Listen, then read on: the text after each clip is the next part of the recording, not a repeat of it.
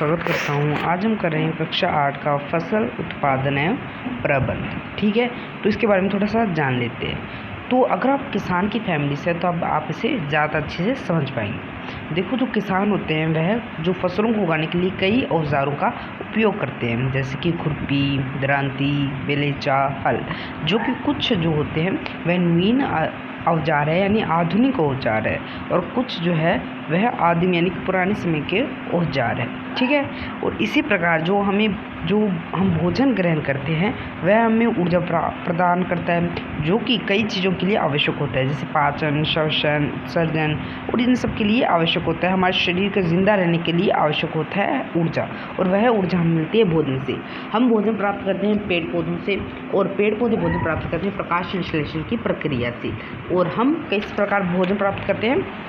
हम या तो किसी जंतु को खाते हैं, अन्यथा पेड़ पौधे को खाकर भोजन की प्राप्ति करते हैं। अब देखो, पेड़ पौधों को तो हम खाते हैं, तो पेड़ पौधों किस प्रकार से बनते हैं, किस प्रकार से फसल होती है, इन सब के बारे में हम जानते हैं। लगभग 10,000 ईसा पूर्व, यानी कि जैसे कि अब चल रहा है 2022 चल रहा है, तो अब ये 2022 से पहले का समय है। ठीक है, 2022 से 10,000 साल पहले तक मनुष्य घुमंतु थे, यानी घूमते रहते थे, एक जगह से दूसरी जगह जाते रहते थे। वे एक स्थान से दूसरे स्थान तक भोजन एवं आवास की खोज में समूह में विचरण करते रहते थे, यानी समूह में साथ रह के ढूंढते रहते थे भोजन एवं आवास। वे कच्चे फल और सब्जियां खाते थे, और उन्होंने भोजन के लिए जंतुओं का शिकार करना प्रारंभ किया।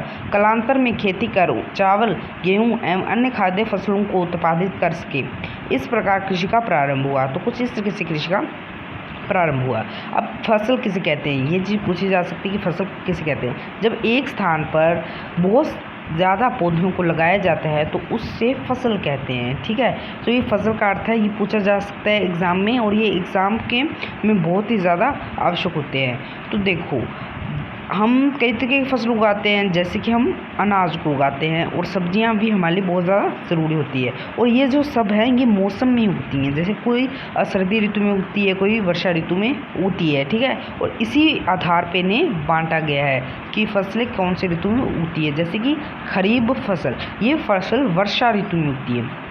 अब यहाँ से क्वेश्चन आ सकता है, ये बहुत ही ज़्यादा इंपॉर्टेंट टॉपिक है कि खरीफ फसल, यह फसलें वर्षा ऋतु में उगाई जाती है। और वर्षा ऋतु कब तक होती है ये भी आपको याद रखना होगा। वर्षा ऋतु कब तक होती है? जून से सितंबर में क्या होती है? वर्षा ऋतु होती है। और इसकी मुख्य फसलें यानी कि इसके उदाहरण भी आपको याद रखने पड़ेंगे। धान, मक्का, सोयाबीन, मूंगफली, कपास इत्यादि क्या है? खरीफ फसल है। और उसके बाद में जो रबी फसल है ये भी सेम इम्पोर्टेंट है। आपकी जायद फसल दी नहीं हुई नहीं तो वो भी इम्पोर्टेंट होती। तो रबी फसल ये शीत ऋतु में उगाई जाती है। ठीक है, और ये जो फसल है ये अक्टूबर से मार्च में उगाई जाती है, ये भी याद रखना है। और इनमें जो है आपको इसके उदाहरण भी याद रखने, जैसे गेहूँ, चना, मटर, सरसों, आलसी, रबी, फरसी, इनके उदाहरण हैं। ठीक है, इसके अलावा कई स्थानों पर दालें और सब्जियां ग्रीष्म में उगाई जाती है। तो जो वैसे ग्रीष्म ऋतु में उगाई जाती है उसे हम कहते हैं जायद फसल। ठीक है, जो ग्रीष्म ऋतु में उगाई जाती है उसे जायद फसल कहते हैं। एक मोटा मोटा समझ लीजिए।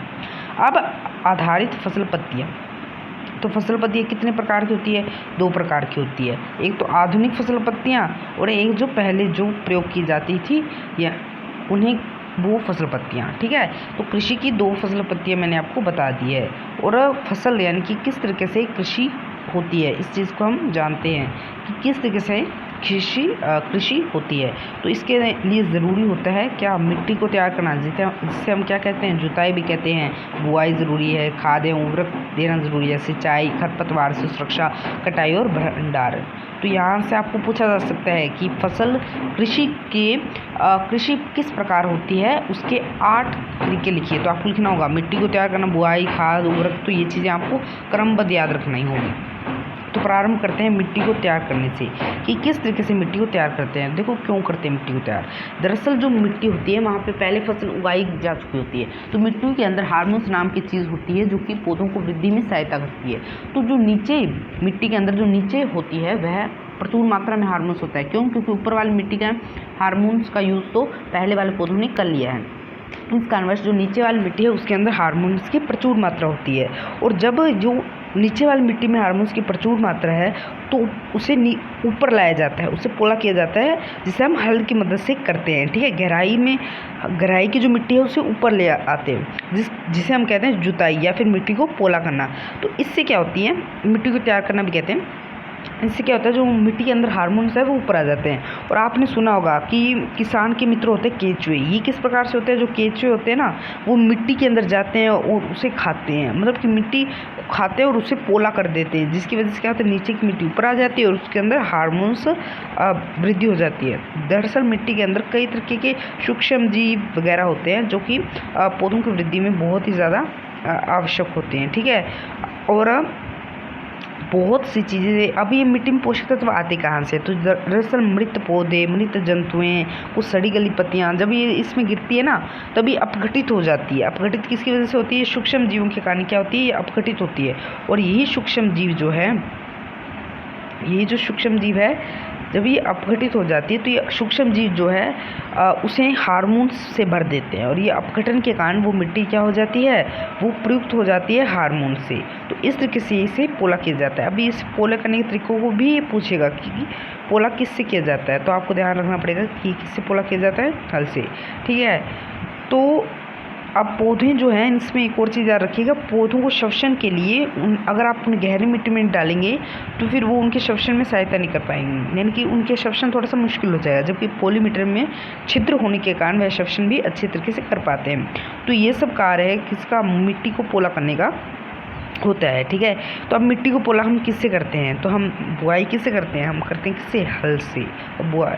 जुताई किससे करते हैं, हम हल से करते हैं। तो हल की मदद से हम क्या करते हैं, जुताई करते हैं। हल से हम नीचे वाली मिट्टी को ऊपर लेके आ जाते हैं। तो ये तरीका है मिट्टी को पोला करने का। अब यहाँ पे देखिए, कभी कभी जुताई से पहले खाद दी जाती है, इससे जुताई के समय खाद मिट्टी में भली भांति मिल जाती है। बुआई से पहले खेत में पानी दिया जाता है। ठीक है, ये कुछ अलग से बता दी गई है। बाकी आगे यहाँ पे सीधे कृषि औजार शुरू कर दिए क्या इन्होंने, तो मैं आपको मोटा मोटा इनके बारे में समझा देता हूँ। बुआई क्या है, बुआई आपको पता होना चाहिए क्या है। बुआई का जैसे बीज बोते हैं उसे क्या कहते हैं, हम बुआई कहते हैं। और खाद उर्वरक डालना, तो यहाँ से क्वेश्चन आ सकता है, खाद उर्वरक देना क्या है, इनमें डिफरेंस बताइए, जो कि हम आगे देख लेंगे। क्या है, सिंचाई यानी कि पानी देना। खरपतवार से सुरक्षा, दरअसल जो फसल होती है, खरपतवार क्या करते हैं, फसल के अंदर जो मिट्टी के जो हार्मोन्स हैं वो खुद ले लेते हैं, फसल को नहीं देते। इस कारणवश खरपतवार से सुरक्षा करनी जरूरी होती है। उसके बाद कटाई क्या, यानी कि काटना। उसके बाद थ्रेशिंग होती है, थ्रेशिंग के बाद भंडारण होता है। पर आपके सीधा भंडारण दिया हुआ है तो आप सीधे ही भंडारण याद रखना, कटाई के बाद भंडारण। ठीक है, तो अब आगे बढ़ते हैं। आगे क्या दिया हुआ है यहाँ पे, कृषि औजार। ठीक है, तो कृषि के अंदर जो औजार काम में लिए जाते हैं, यानी कृषि को करने के लिए औजार काम में लिए जाते हैं। देखो, आधुनिक समय में यानी पुरातन समय में क्या किया जाता था, कुछ इस तरीके से जुताई की जाती थी इस हल की मदद से। अब तो ट्रैक्टर वाले आ गए हैं, ट्रैक्टर में हल जो लगाते हैं और जुताई कर लेते हैं। पहले इस तरीके से 2 बैल होते थे। अब अगर आपको याद होगा हिंदी वाला 9th में, वैसे 9th में ये आपका नहीं है, तो यहाँ पे देखो, यहाँ पे जो बैल है ये इसको खींच रहे हैं और यहाँ पे ये जुताई कर रहा है। ठीक है, तो इस तरीके से जुताई होता था। तो कृषि औजार के बारे में है कि कृषि औजार किस तरीके के होते थे, तो इसके बारे में हम पढ़ते हैं। प्राचीन काल से ही हल का उपयोग जुताई, खाद उर्वरक मिलाने, खरपतवार निकालने या मिट्टी खुरचने के लिए किया जाता है। ये औजार लकड़ी का बना होता है जिसे बैलों की जोड़ी अथवा अन्य पशुओं की सहायता से खींचा जाता है। इसमें लोहे की मजबूत तिनकों पत्तियां होती हैं जिन्हें फाल कहते हैं। अब यहाँ से फाल से क्वेश्चन आ सकता है, हल का कार्य क्या होता है, ये भी क्वेश्चन आ सकता है, तो ये इम्पोर्टेंट है। नेक्स्ट आता है हल शेफ्ट क्या, फाल को हल का मुख्य भाग लंबी लकड़ी का बना होता है जिसे हम हल शेफ्ट कहते हैं। इसके एक सिरे पर क्या होता है, हैंडल होता है, तथा दूसरे सिरे पर जोत के डंडे से जुड़ा होता है, यानी कि दूसरा सिरा जो है वो जोत के डंडे से जुड़ा होता है, जिसे बैल क्या करते हैं, अपने गर्दन पे रखते हैं और उसे खींचते हैं। एक जोड़ी बैल एवं एक आदमी इसे सरलता से चला सकता है, यानी कि एक जोड़ी बैल चाहिए और एक आदमी चाहिए जो कि इसे चला पाता है। आजकल लोहे के हल तेज़ी से देसी लकड़ी के हल की जगह ले रहे हैं। मैंने बताया था कि अब हल उसकी देसी लकड़ी के हल मतलब अब नहीं काम करते, अब लोहे के हल काम करते हैं जो ट्रैक्टर से खींचे जाते हैं। आगे आ जाता है कुदाली। कुदाली भाई कोई बड़ी चीज़ नहीं है, आप जानते हो कुदाली क्या होती है। एक औजार होता है जिसकी मदद से हम मिट्टी को पोला करते हैं। ये एक सरल औजार है जिसका उपयोग खरपतवार निकालने, मिट्टी को पोला करने के लिए किया जाता है। इसमें लकड़ी अथवा लोहे की छड़ होती है जिसकी एक सिरे पर लोहे की चौड़ी और मोटी प्लेट लगी होती है और ब्लेड की तरह कार्य करता है। इसका दूसरा सिरा पशुओं द्वारा खींचा जाता है। ठीक है, तो यहाँ पे कुदाली का चित्र दिया हुआ है। ये देखो यहाँ पे किसका चित्र है, कुदाली का चित्र दिया हुआ है। आगे आ जाता है कल्टीवेटर। कल्टीवेटर भी औजारों में बहुत ही ज़्यादा काम का है। तो आजकल क्या होता है, जुताई के लिए ट्रैक्टर, ठीक है, द्वारा संचालित यानी ट्रैक्टर जिसको चलाता है वो कल्टीवेटर का उपयोग करने लग गए हैं। और ये जो कल्टीवेटर है ये श्रम एवं समय दोनों की बचत करता है। इसके कारण हमें कल्टीवेटर उपयोग करते हैं। कल्टीवेटर का पूछा जा सकता है किस कार्य में आता है, तो जुताई का कार्य में आता है। ये पूरी चीज़ आपको याद रख लेनी है इसमें से। फिर आता है, अच्छा यहाँ पे आगे दिया है बुआई के बारे में। तो बुआई में क्या करते हैं, बुआई यानी कि बीज बोना। बीज बोने के लिए कुछ इस तरीके से बीज आप पहले बोते थे। अभी आधुनिक समय में आधुनिक समय में कुछ औजार आ चुके हैं, उन औजारों की मदद से बीज को बोया जाता है। पहले कुछ इसी तरीके से बैलों की मदद से बीजों को बोया जाता था। कुछ इस तरीके से बैलों की मदद से बीजों को बोया जाता था, पर आधुनिक समय में कुछ नई चीज़ें आ गई हैं। देखो बुआई के लिए दो बीज हैं, ठीक है, दो बीज हैं, जैसे कि बीज HIV बीज और कुछ नॉर्मल बीज भी होते हैं। ठीक है, यहाँ पे दिया है क्या, कुछ बीज जल के ऊपर तैरने लगे। अच्छा, यहाँ पे क्रियाकलाप दिया हुआ है जिस क्रियाकलाप को हम समझते हैं क्या है। एक बीकर को लेना है, उसमें आधा पानी भरना है। ठीक है, इसमें हमें क्या करना है, मुट्ठी गेहूं के दाने डालकर भली भांति हिलाइए। अब कुछ समय हम देखेंगे तो कुछ जो गेहूं के दाने हैं वो नीचे बैठ जाएंगे। ये किस कारणवश होता है, तो दरअसल जो गेहूं के दाने हैं उनके अंदर भरा होता है क्या, प्रोटीन वगैरह भरा होता है जो बीज के उगने में सहायता करता है। और जो बीज खोखले होते हैं, ठीक है, वो क्या करते हैं, वो हल्के हो जाते हैं तो वो ऊपर ही तैरते हैं। वो है, ठीक है, तो इसी के कारण वो क्षतिग्रस्त बीज होते हैं, यानी वह काम नहीं आते हैं ऐसे बीज। ठीक है, और इन्हें बोने से भी कोई पौधा नहीं उगता है। नेक्स्ट आता है पारंपरिक औजार। परंपरागत औजार का मतलब क्या है, जो कि पुराने ज़माने के औजार थे उनका बारे में बताया गया है। ठीक है, जैसे कि ये देखो यहाँ पे कुछ औजार के बारे में दिखाया गया है जो परंपरागत औजार है। परंपरागत औजार में बीजों को बुआई करने के लिए देखो दो बैलों का इस्तेमाल किया जाता था और एक कीप के आकार के कुछ संरचना होती थी, उसमें बीजों को डाल दिया जाता था।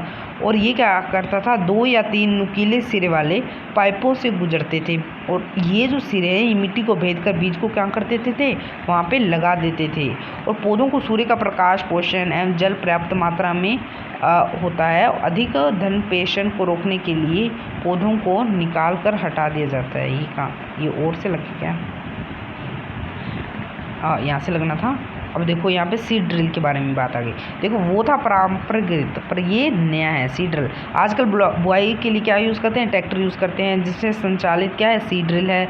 और ये जो सीड ड्रिल है ये बीजों को बोने में सहायता करता है। इसके द्वारा जो बीज है वह समान दूरी पे और जितना पहला बीज गहराई पे बोया है उतना ही गहराई पे दूसरा बीज ही